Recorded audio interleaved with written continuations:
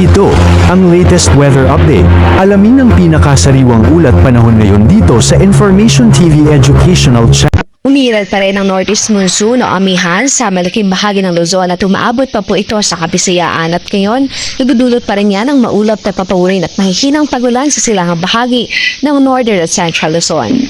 At dahil nga halos abot pa rin ng Kabisayaan ng amihan sa babang bahagi po niyan o ibabang bahagi lamang yan, makikita natin ang axis ng shear line. Ito po yung boundary kung saan nagsasalubong ang northeast at ang easterly na hangin.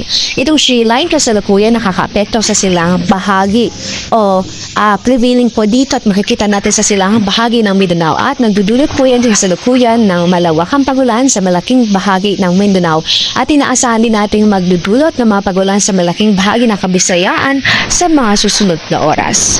Sa kasalukuyan wala tayong bagyo na minomonitor sa loob na ating area of responsibility at in the next 2 to 3 days wala tayong inaasahan kahit pa man patuloy na magandabay sa magiging update ko ng Pag-asa.